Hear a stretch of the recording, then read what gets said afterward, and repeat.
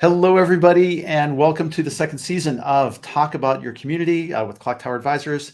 We're talking today about the entire idea of the post-pandemic employee experience and what that means in terms of digital workplaces, sense of belonging, sense of community, inclusivity. And I'm joined today by my guest, Sean Winter, who is the SVP of Strategy and Employee Experience at LumApps, a partner company of Clocktower Advisors. And let's go ahead and dive right in.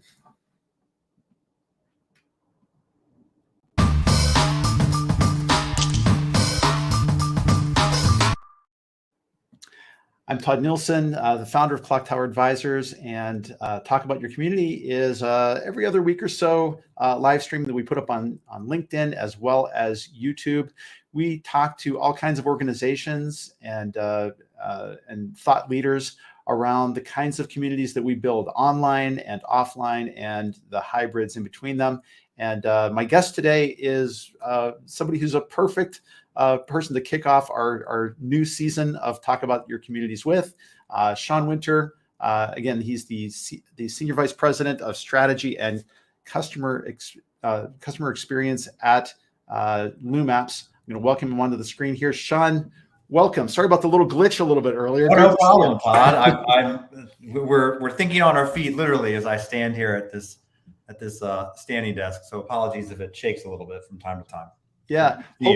Hopefully everybody in LinkedIn world can see this. If you happen to be tuned in on LinkedIn, if you could drop in a comment so that we know that you're out there and live and seeing the broadcast, that's great. Maybe Kalisa, our engineer on the back end, can double check on things and make sure that we're working out there. She's giving me the thumbs up, so I'm going to take that as a sign that we are actually broadcasting as we're supposed to be. I've never run into that as a glitch before, so. So forgive me, Sean, I've been looking forward to this meeting for a while. As I said in the intro, LumApps, where you're working, is a partner of Clocktower Advisors. We've worked together on a number of digital workplace projects, and it's really terrific to be able to have you on the show and talk a little bit about your journey and the work that you're doing with LumApps. Could you tell us a little bit of your origin story and how you got involved with LumApps? I can, yes. I have a very literal origin story with this space. This is in the early 2000s. I spent 11 years at a large financial services institution, global, 70,000 employees, big company, lots of super smart people, lots of type A personalities, as you can imagine. And I started more in the financial analyst realm, which was great. It was like getting a free MBA or getting paid to get an MBA, I guess you could say. But then eventually gravitated back towards the design world, which is where I was prior to joining this company. I did a lot of print design, graphic design, newspaper design, and then eventually kind of moved into the web design world. And so I finally found a job in this company where I was doing design work on the company's new internal portal. So at the time it was called a portal. It was a version of an intranet that was personalized for different users based on who you were, where you sat, what you did, et cetera. And so I love this. It got me back into writing code and doing design work. And as I moved up the chain at this company, I found myself doing less and less of that work that I loved. And I spent most of my day in meetings. And so I said, here I finally found this like great design job where I just want to create all day and I have no time to create, or very limited time to create. So I funny, like this is something that personally affected me. So I started researching around different ways to work, right? What are companies doing? And again, this is probably 2005, 2006. What are companies doing that is not meetings, that's not emails, that's not chat? And it led me to this kind of enterprise 2.0, enterprise social network community world. And I met a lot of people that were in the same spot that I was, that were sort of saying, I use these tools in my personal life. We don't necessarily want to bring in all the craziness of a Facebook or Twitter into the enterprise, but is there something here that is a different way of working, a different way of expressing myself, a different way of narrating my work and interacting with people that's maybe more convenient than sitting in meetings all day, or more emotional and personal than reading emails all day. So I got way into this. And the beauty of it was I was able to take this thing that kind of personally affected me, that I was passionate about, and influence it into the product that I was working on, which was like luckiest thing in the world, right? If I was doing design work for, people trying to pay their bills or credit cards or whatnot, I wouldn't have had that opportunity. So eventually I kind of kept plugging away and built a business case to bring in some new technology, to start bringing in some different kinds of social and collaboration features into the enterprise. And then that led me on this journey of working for various companies in the space. I think from that company at the financial services, or from that job, I then jumped over into the software world, and I've never left. I couldn't imagine leaving. I absolutely love being on this side of the fence and working with these huge customers on these gnarly talent management or employee engagement challenges. It's fascinating to me, and to be able to provide technology that potentially impacts that is super interesting. So a long answer, but I actually got into this as a way of kind of self-preservation. And again, luckily, kind of the stars aligned where I was working on a project that I was able to influence to bring these technologies in. And then I've just seen this type of thing sort of grow time and time again, where consumer-facing technology does something. It sometimes works, it sometimes doesn't. But then enterprise technology can look at that and say, hey, what of that can we bring inside the firewall to make things more productive, more efficient, or just better for our employees? Yeah. It may not be apparent to people today, where we have sort of like rich digital workplaces and, highly interactive social media-esque, kinds of places where we can collaborate with others. I think Microsoft Teams and Slack and other kinds of, interactive platforms have become a little more of the norm now. But back when you're talking about this, and I remember this, like we were trying to figure out what that looked like. There were intranets. We basically had that, and there's probably still some hangers on that just have that, where they're just pushing out information to employees within the enterprise, and hoping that everybody just kind of passively consumes everything, rather than like, hey, I have a question, and it's probably a question that other people have. So I think like bringing that sense of community and connectivity and really fostering culture through a highly interactive environment is critically important to success. And I remember like, I don't know if you know Diane Hinchcliffe has done a lot of really interesting, neat writing around sort of enterprise software. And he was talking about Enterprise 2.0 and Enterprise Social 2.0 at the time, and kind of saying like, we need these places for durable knowledge, to exist. We need to have these kinds of interactive spaces that, with searchable, findable content, but also where people can ask questions and interact with each other and feel like they're part of the organization. 100%. So that being said, like, I think it's a great lead in to our conversation today, because, the pandemic happened. It changed the world of work in some pretty significant ways. And it wasn't lost on me as I was kind of getting ready for our conversation here today, and delving back into your LinkedIn profile, that your headline is trying to figure out what work can or should be in 2023. Yes. And like we're this. I don't know that I'm doing a good job, but I'm trying. Well, I think we're all trying to figure it out, right? Yeah. As somebody who spends, like I spend as a consultant a lot of my time straddling the world between external communities and internal, like employee, communities or digital workspaces, trying to bring those worlds together, because I think many of the concerns are the same with how we build it. But I think our work lives, these digital workplaces we're in are very intimate environments. And now we have more people than ever that are working remote, or some mix of remote, or there's some hybrid kind of, world that's in place here. I'm kind of wondering, in your role with what you do with LumApps, which is an employee experience platform, what are you seeing in the workplace in 2023? A lot. So it's a great question. I think at its core, I think we all who have been in the workforce for some time kind of remember what work was like in 2019. And then we remember living on, living in Zoom or associated technologies all day during the pandemic. And I think if you talk to anyone right now and you say, well, do you want to go back to one of those two paradigms? They would say no, right? Like, I'm beyond where we were before the pandemic, and I can't sit on video conferencing. And I'm a fairly introverted person, so I have a hard time if I have too many video conferences in a row.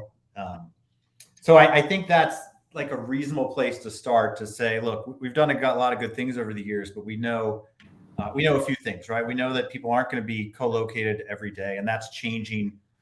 That's getting, people are getting more distributed by the minute. We know that employees right now have a lot of leverage with companies, which I think is an interesting thing.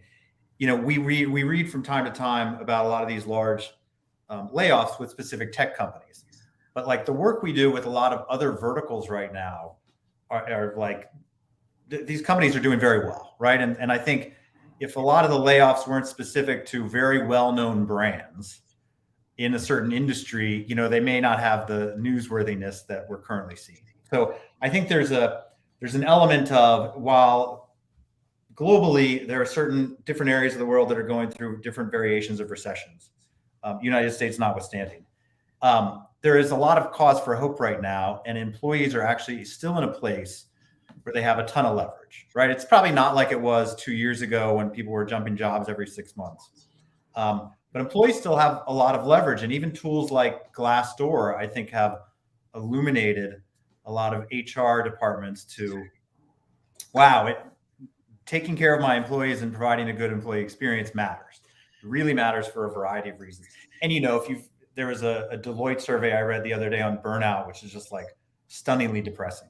But there's a lot going on right now in terms of people trying to figure out, how do I engage with others in a way that is emotionally satisfying to me, that I feel productive, I feel fulfilled, and we have to do that. So that's kind of always existed, but I think now on top of that, there's this notion of, Todd, you may love to work in video calls all day. I may love to work in email. Someone else may love to spend their day in Slack.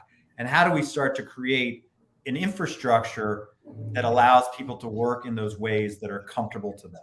And that can be technology, it can be time, it can be, I prefer to do my thinking work at night, you may prefer to do it at 6 a.m., whatever that is. I think that's really the interesting go forward path, is like, we're not at a point where we can just mandate how people work anymore, right? The concept of ways of working is a legitimate thing. And employees know enough, and they have enough expectations, whether it's from previous jobs or school or just personal relationships or whatnot. They have actually expectations of how they want to work. And so I think that's been the big shift, is just the power and leverage that employees have now in saying, no, I want to work this way because it's better for me. And if it's better for me, it's typically better for the company as well.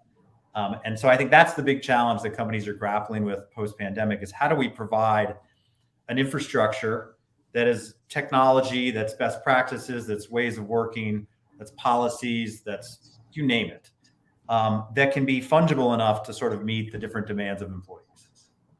I love the inclusiveness of how you looked at that, because I feel that many of the organizations that I've run into over the years that I work in have, I think, a pretty natural tendency to say, like, we're going to fix this with infrastructure. We're going to buy a platform and throw it at this problem, and it's going to be a magic bullet, to help us solve this engagement problem or this retention problem or whatever it happens to be.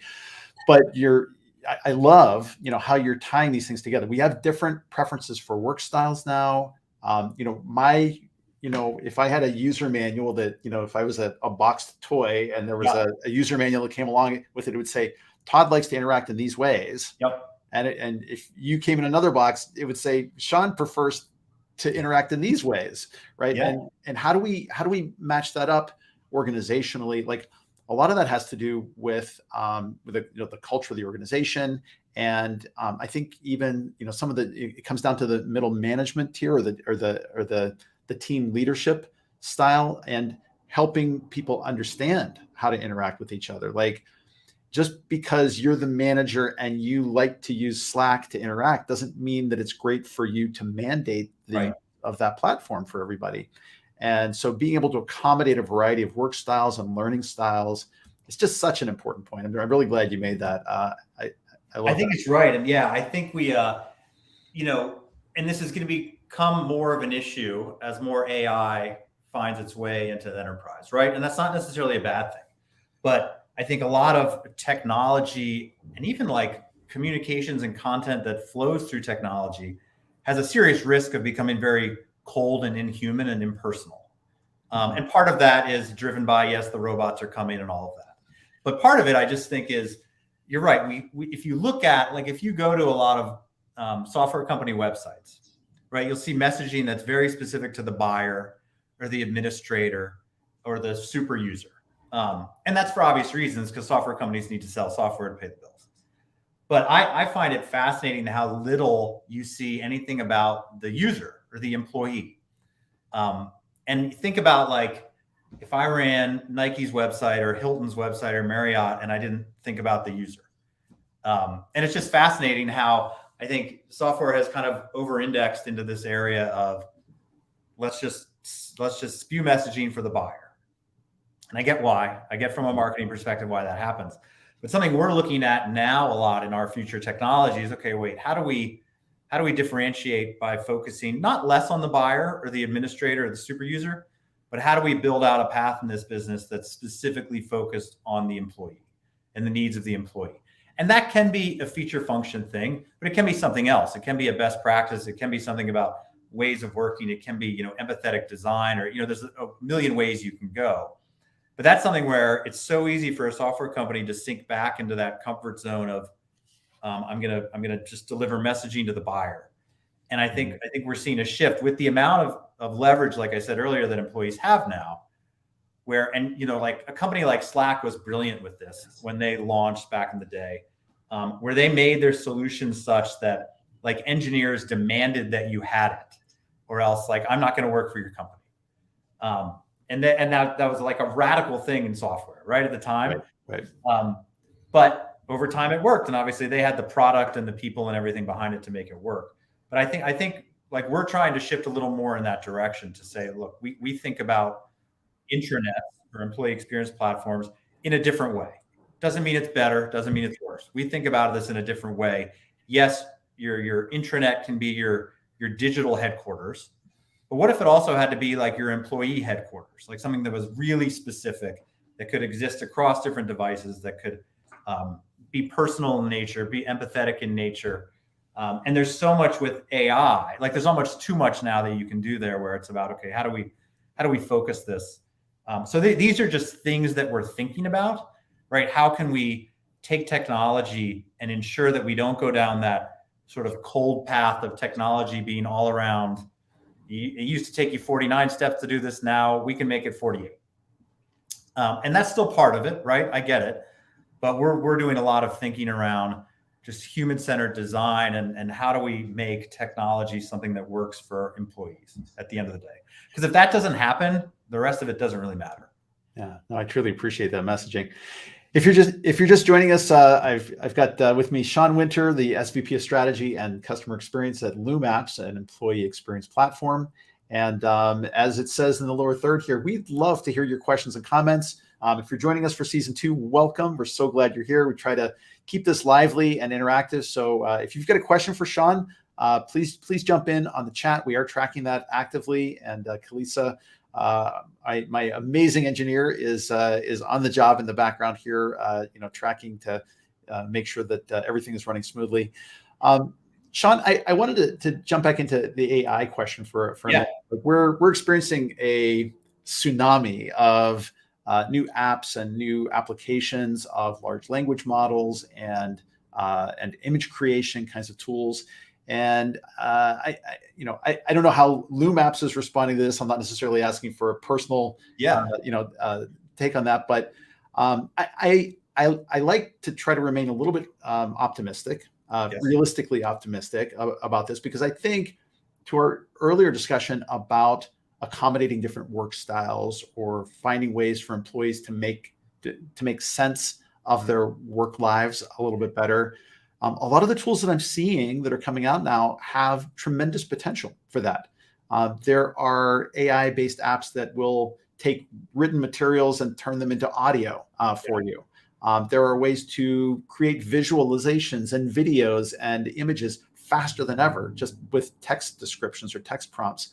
So I'm personally a little bit hopeful, a little bit optimistic about the good that these things can do. I'm kind of wondering, I'll shut up and let you answer the question. Yeah, no, there's so much here, and it's so funny. We're in a stage where in our product, we've played around with a lot of different use cases with ChatGPT. And then we're having a lot of conversations with customers and prospects about this. And so it's fascinating where it's very rare that someone is in a kind of reasonable middle of the road situation with this. It's either make that thing go away now, typically on the non-IT side, or give me all of that now, which is typically on the IT side for obvious reasons. So I think that's something where we're very actively engaged with our customer base to see, like, okay, here's the toolbox, right? What are the 3 or 4 use cases out of the gate that really add value? And I think so many software companies have just said, okay, we have this thing now, and here's what it is, and it's sort of is this little helper, automated helper thing that makes things better. But I don't know if that's more driven by like a race to have a marketing message or an actual thoughtful rollout of a product. Not that either's wrong. Yeah. But I think so. We're seeing probably 2 major points here. One is the notion of how do we use generative AI to create content, interactions, recommendations, et cetera, within the enterprise. I think that's a classic one. I think there are 2 ideas there, right? I think a lot of people, when they think generative AI, they think about creating new stuff. But you mentioned like the convert to audio. Like, let's say I love to walk and listen to podcasts, like, so, or just providing like a TLDR of our mat leave policy, like stuff like that, where it's not that controversial and could actually make someone's work life a lot easier, whether you're the content creator or the consumer as an employee. So I think there's that piece of how do we, given that at our core, we are a content creation and content management platform, how does generative AI help with that? I think, and help in a world, let's be honest, where like a lot of these large language models are based on the internet. A lot of companies don't want any of their data ever touching the internet. So, and we fully expect the Microsoft, the Googles to kind of bring their own versions within the firewall. And so that's going to be interesting, right? It's going to look at all this customer data, and we'll see if it's as relevant as the internet version, which has a lot more data, right, exponentially. So I think that's one piece to watch, is how do you bring this thoughtfully inside a firewall and almost manage it as another IT-driven service for a company. The other one we're looking at is specifically around actions that happen in either LumApps or other systems that we're connected to, and how we can make that experience more personal, more emotional, more automated, whatever it is. So let's say, Todd, the org chart recognizes that we just had a reorganization and you gained 4 new direct reports. Like, could we then kick off an automated workflow that says, hey, Todd, would you like to set up meet and greets with your 4 new direct reports? This calendar time works for everyone. Hey, Todd, would you love to review their performance assessment from last year? And just have this happen, not initiated by the employee or by the manager, but because some event or action happened within the system. So I think there's tremendous power with that. And we pride ourselves in being an employee data layer for a company. And I'll give you my creepy sort of customer data platform story in a second. But so like we have access to a lot of data, whether it lives within our platform or Google or Microsoft, Workday, the other platforms we connect to. So how can we start to serve up smart experiences based on something that we know is happening, so that you don't have to instigate it yourself? I think that's the big one. Yeah. So really interesting. Tell me about your scary. I give this story because we do lots of talks about our employee data layer, which is again a series of data and objects and whatnot that we can use to create experiences. Whether it's, Todd, you may be interested in this piece of content, or hey, you should connect with this person, or hey, you should join this group, or whatever it is. And so the example I give is typically, if for people to understand, is the correlation between an employee data layer and a customer data platform, a CDP. And a lot of people don't know what a CDP is. So a CDP is a huge, let's take a data lake where I can orchestrate activities for a consumer. The obvious example is you and I are having a conversation about a shirt. Alexa hears us talk. I open Instagram 2 minutes later and I see an ad for that shirt. And you're like, whoa, this is weird. What's going on? Well, that's because there's a ton of data in these platforms that is very quickly able to put together an experience to, in the consumer world, drive you to transact, drive you to buy, drive you to do something. Mhm. So whenever I talk about that example inside a company, everyone freaks out and says, oh, privacy, this and that. And I get it, but think of the concept of these systems have a lot of data. How can they use that data to serve up a next best action or a nudge? Hey, Todd, you have 3 reviews of your employees due by the end of the week, and it looks like you have 30 minutes free right now. And maybe we know that you're in a headspace where you want to write because you're writing a bunch of emails right now, whatever it is. There are things that we could potentially do there that I think are interesting and not necessarily creepy. So yeah, I need a better example for the story, because whenever I tell the Alexa story, everyone's like, oh, keep that out of work. It's the concept of, these systems have lots of data. Yeah. How can we use that data in ways to enable a company to make actionable decisions, or just to make employees' lives easier or better? That's really interesting, though. Like, I would love an assistant like that is like, yeah, it's a little bit in my head, but it knows the things that I need to do. 100%. And I think, to come back to our key theme around like the post-pandemic employee experience, what I am hearing anecdotally, from many people is that now, because you've got a little more flexibility to work from home or, not just at home, but remotely, anywhere, our schedules are much more filled in with meetings all through the day. And just sort of the exhaustion factor of that, the refocusing factor. Like you, I am temperamentally an introvert, which means if I have like multiple meetings scheduled one after the next, my energy levels go down. Yes, 100%. Yeah. So like having a system that recognizes what my preferred work style is and knows what other kinds of things I've got on my schedule and can make suggestions about what to do with a chunk of time, that's really interesting to be able to do that. I think so too. And I think a lot of this, when we think about employee well-being, and this is not a knock at HR departments, because I think it's been fascinating to watch sort of HR move into this world of people ops where they're more analytically driven, which I think is great. You run the risk of things becoming cold, but I think HR can balance that well.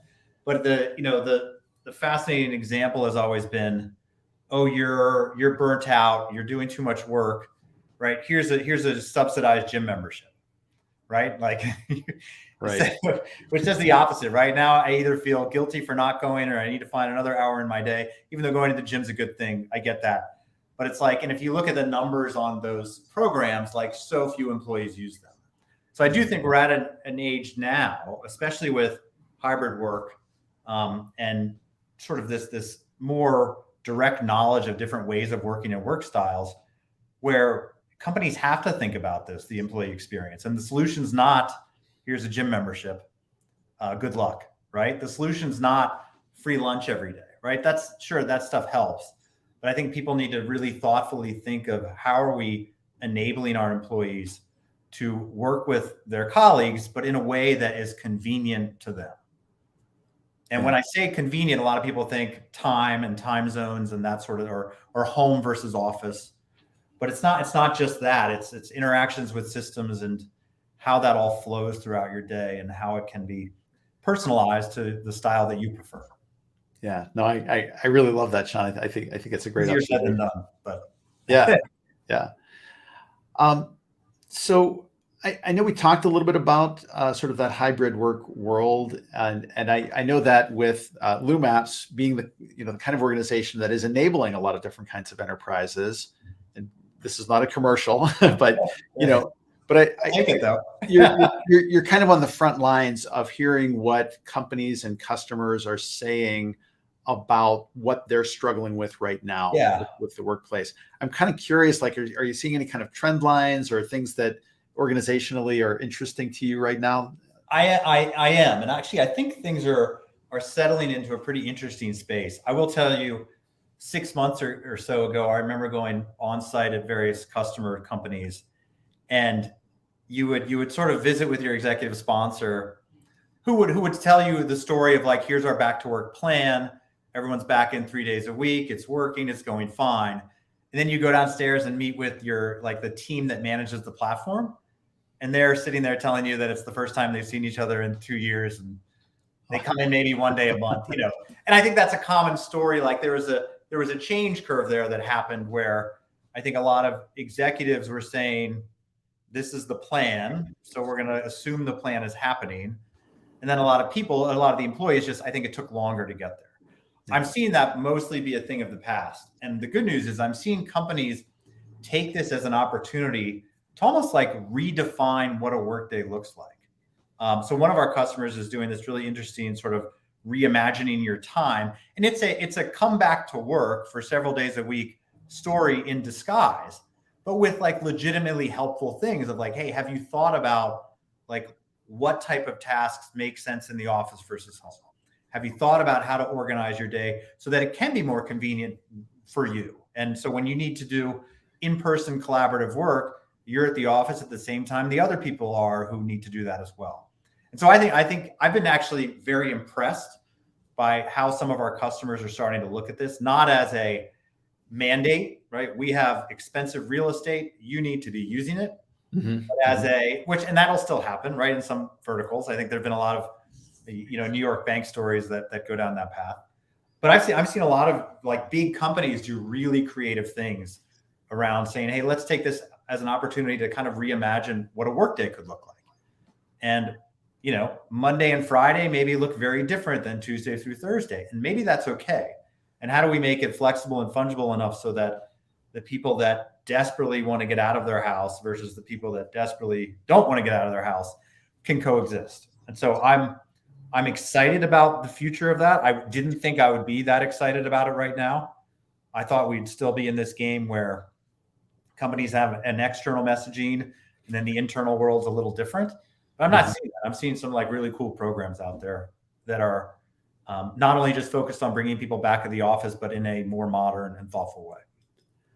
That's good news to hear. I'm really glad that we're turning that corner. Would you say, last year the concept of quiet quitting came out? Is that, in your experience, is that still a thing that organizations are experiencing, or has that kind of passed away at this point? I don't have any stats to back this. So this is Sean's opinion, which probably means nothing. But I think like everything that I've read about productivity during the pandemic was positive, right? And that people were getting more done to the point of like shockingly high burnout stats and stress stats and other stuff. And that's not because someone's standing over their shoulder yelling at them. That's because the laptop's always open. I can always walk by it and check an email and then even if I don't like immediately respond with that work item, now my brain's spinning and I'm not present and I'm worried about it or whatnot. And then suddenly, instead of working 8 hours a day, your brain's sucked into work 16 hours a day and you don't even realize it. So I think, and I'm losing my train of thought here, but I think that the notion of quiet quitting, to go back to your question, like, I don't know, I'm sure that happened when, there was a time in the pandemic when you could probably be home, the job market was great, the economy was great. And so that made it easier to say, I'm going to spend my day searching for new jobs and sort of do the bare minimum. I don't know that I see that. And I think that's probably a benefit of a lot of these layoff stories is I think people realize the economy is in a strange place. We could be in a recession tomorrow. Maybe we've been in a recession and the government will tell us that it's over tomorrow. Who knows, right? Right. I will say I'm seeing companies be pretty measured in their spending, which is what you would expect in this time. But yeah, I think it's I think the layoff stories have sort of caused the quiet quitting thing to slow down, but I have no data to back that. I just think people, when you read about layoffs all the time, you're probably more grateful for your situation. I would like to. Sure. I know I am. So we've got a great question that showed up in the chat that I want to put up here and just on the screen here. and forgive me, I can't see from the StreamYard side who actually asked this question. Yeah. But thank you for the question, and thank you to the other visitor who said hello in such a wonderful event. Employee experience is key for the times. Love that. Thank you. So glad you're here. Thanks for tuning into the stream. Sean, do you want to speak to this a little bit? Yeah. So this is a definitely a challenge. So we from a LumApps perspective, we do have an entire journey orchestration platform within the platform. So if you're familiar with the concept of, I want to build an onboarding journey that's a mix of events and CBTs and videos and reading of different things and tasks, and I want to space that out over 90 days and pre-program it, we have all of that. So that's 100% there, and something we're seeing a ton of interest in. In fact, we're seeing a lot of companies that invested in, and I won't say the names of the vendors, but like the really big fancy journey products. And now like those products are so bloated that something simpler and more straightforward, which is what we try to offer, makes a lot of sense. So that is something we see a lot of. I think we also have a video platform that allows from everything for curriculums, podcasts, transcription, chaptering, you name it. So there's an education, reskilling, upskilling component as well there. So you could build out a journey that then incorporates video at the appropriate times. As far as the more kind of theoretical view of reskilling, upskilling, I spent time at a company called Cornerstone years back that was watching this happen in real time and trying to solve that notion of we are seen as a compliance platform, right? I have to go to this thing 5 times a year to take this class to check a box or take a quiz. How do we start to change that perception of us being a reskilling, upskilling platform, right? Todd, I know you're like me, you're a community guy, but maybe each of us is the next great engineer. Who knows, right? And how do we start to create those opportunities for people to almost self-select in? Yeah, right. At the time, like it's funny, the model was, oh, we'll just make this thing look like Netflix and everyone's going to want to, going to want to interact. And then you looked at the data and it didn't really happen. People were still going the 5 times a year for their compliance class. So I think there's a tremendous opportunity there. I think AI brings in what we were talking about earlier with an employee data layer. AI brings in some possibilities to say, Todd and Sean are having this conversation in Slack about Java. They're clearly stuck.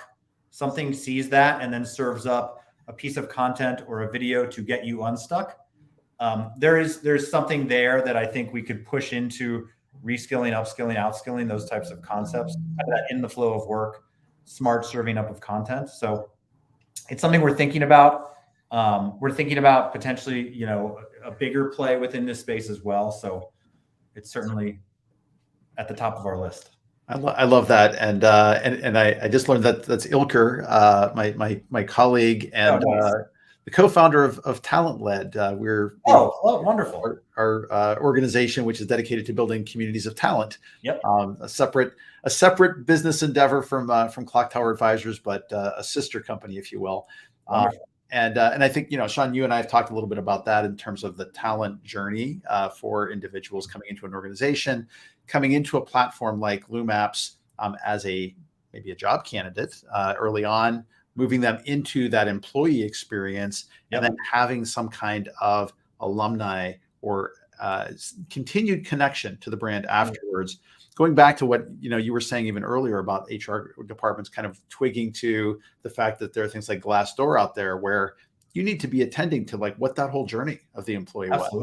They're leaving on good terms and that they've got good feelings about things. That's definitely what Ilker and I are all about. I mean, the stats on like boomerang employees are, their time to productivity is much better because they've already been to the company. They know the politics, they know the people. So definitely the notion of alumni communities is hugely important. It's funny, on the post-hire pre-start date community, I once was working with a large company that had a heavy frontline population.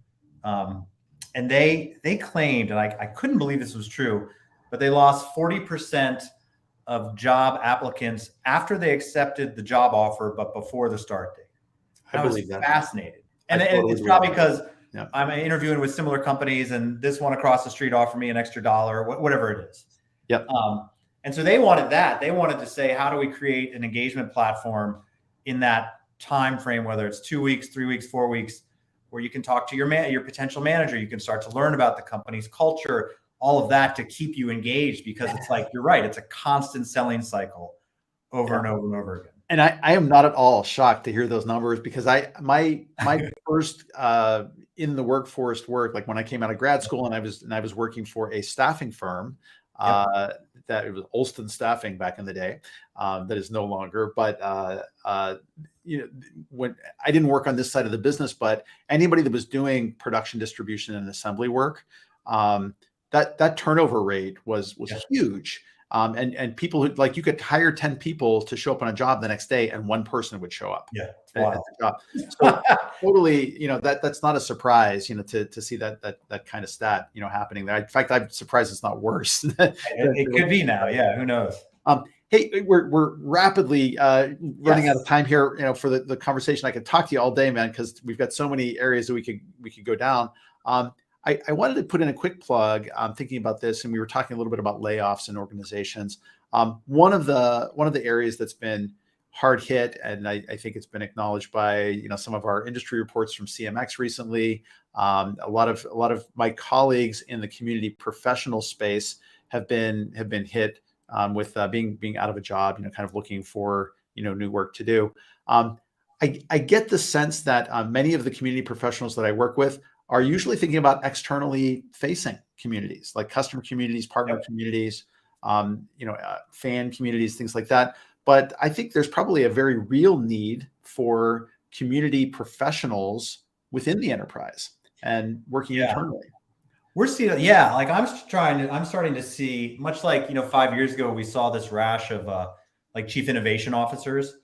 I'm starting to see that for like a workplace officer that's not HR, it's not real estate. It's specific to like, how do people get work done? How does this all come together? Before LumApps, I was at a great company called Oyster, who I love to death. And they had like an entire function around this, like, because they are a globally distributed company. So there's no office, and it's like 700 people across 70 countries. Mm-hmm. So it's like, how, given time zones, technology, language, like work styles, expectations, how do we come up with the matrix that makes this all come together and work? So I think there's a trend there, and I think that's a great thing. I think people thoughtfully thinking about how employees need to interact with each other, not just from a technology perspective, right? We're not going to buy something, turn it on and go. I think that is like awesome. I wish every company invested more in that. And we're starting to see it, like it's a title on LinkedIn that you can, start to advertise to and whatnot. But I think that's where a lot of this is going. And it's that person that can live between HR, IT, comms, like, and the business. Yeah. And say, okay, what do you need to be productive? And do that in a proactive way, not wait for the business to come to you and say, hi, this is broken. I love that. And it's so timely. Selfishly, I'm writing a piece right now for the Community Leaders Institute, thinking a little bit about career pathing for community professionals. And as I'm thinking about like pivots or flexes into related kinds of disciplines or fields, that move to the internal enterprise is a very viable flex or 100%. Pivot, for many community professionals, because they have those skills that you're describing, that ability to work between multiple groups and to, create meaningful, kinds of experiences for employees, rather 100%. Than your customers, right? And we should think about that more. Not to, I don't want this to sound kind of cold, but like, employees are customers, and we should be reselling them every day. I was listening real quick to a podcast the other day about current stats, like mobile stats of people going into cities and how that's affected every business in the city, coffee shops, restaurants, et cetera. Because a lot of, like, San Francisco is a great example. And it was just a super interesting story, because certain cities that are doing well right now have actually implemented like a software company customer success model of saying, like, how do we treat our residents like they're on a 1-year contract and they need to renew every year. And we need to tell a story about new services, new this, new that, to continue to have them renew every year. And I thought that was like, that's fascinating that somebody's thinking that way. Because like we never, and I think we could do a lot more of that with our own employees. Like how am I, reselling is not the right word, but how am I continuing to impress upon you my value proposition, why you should stay here? You're a smart person. You could go anywhere. How do we continually do that? And I think this whole notion of ways of working is a big part of that. Yeah. And, and I think that's directly related to the kinds of things that we as community builders, community professionals, do, where we are reminding that community about like, what is the value proposition for being here? What's in it for me, to be doing these things? Why am I making my investment of time and talent in this organization as opposed to going someplace else? If you don't remind people of that, like I'm reminded of Churchill's statement that you got to hit people over the head with a big hammer, the big sledgehammer, like several times, that they get the idea.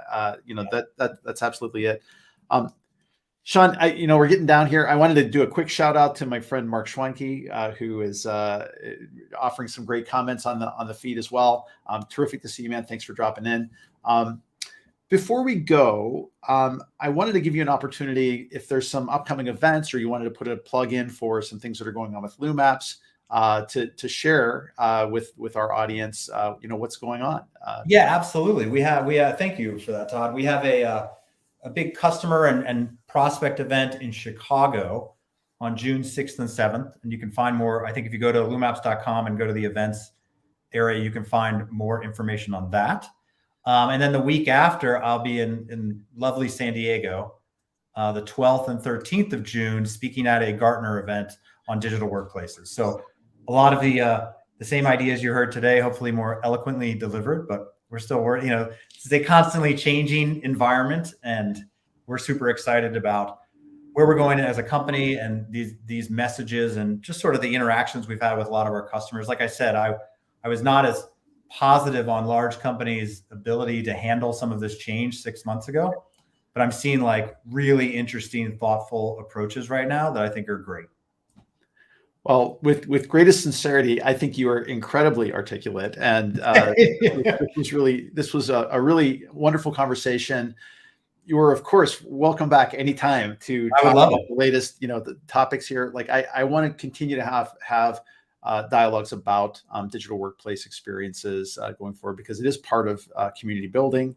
The communities that we build inside of our organizations are super important, and you've got a bird's eye view of all those things. So I truly appreciate you doing this. See all the sausage making. Sometimes it's good, sometimes it's not. That's great. That's great.